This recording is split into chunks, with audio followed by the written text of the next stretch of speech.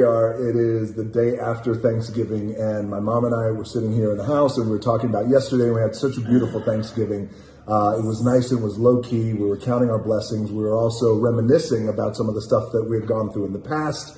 One story in particular that my mom brought up.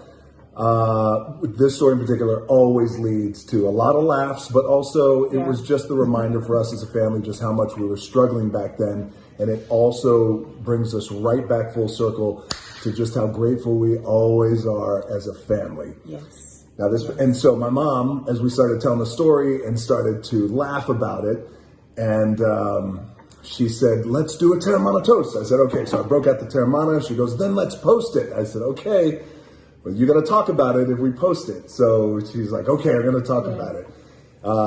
So it was the Thanksgiving of 1987. Oh, yes. And we were in Bethlehem. Well, that year was a crazy year. I was 15 years old, and it was in 1987, and we were evicted out of Hawaii, kicked off the island in the state of Hawaii. Had to move to Nashville, Tennessee. Yeah. Things went sideways in Nashville, Tennessee for us. And then, once we were forced out of Nashville, Tennessee, this is for a story much later down the road, over much more Teremana on what happened in Nashville. Then we moved to Bethlehem, Pennsylvania, of all places, the great steel town of Bethlehem, Pennsylvania. That Thanksgiving, 1987, was the hardest one we had. That was a tough one. Right? I'll never forget it.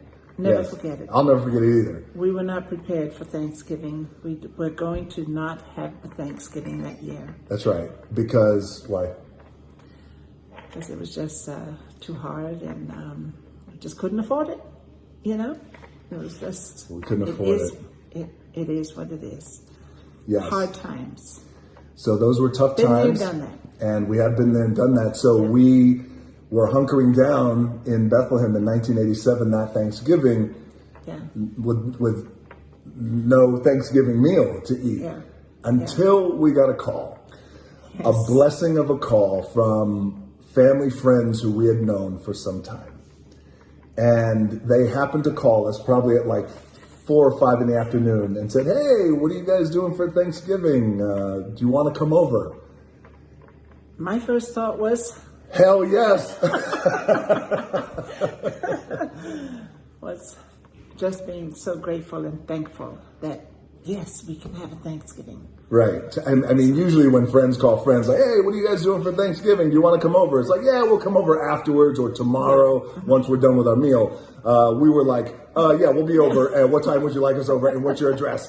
So we made our way to this house, and the beautiful family, and they were sharing the blessings that they had, and they lived in a trailer park, and we were all huddled in their trailer and having just an awesome, getting ready for an awesome Thanksgiving dinner. And then here comes the main event. So the main event is so the lovely woman said, "So you guys are our guests. We're so happy you're with us.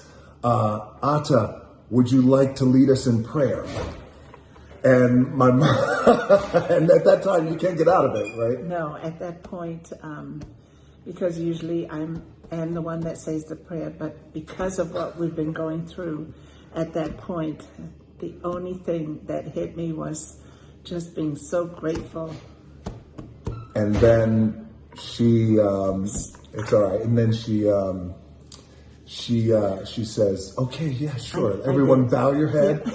Now I know my mom, and I'm thinking, I could tell, you know your parents when, oh, this is going to be an emotional moment. And so we all bow our head, and I'm looking. And would you like to say what you said? Do you remember what you said? I just said, "Dear Lord, thank you for this Thanksgiving." Yes. And she burst out crying. And now looking back at it, it's okay. It's okay. It is true. She burst out crying, and which made actually everyone cry.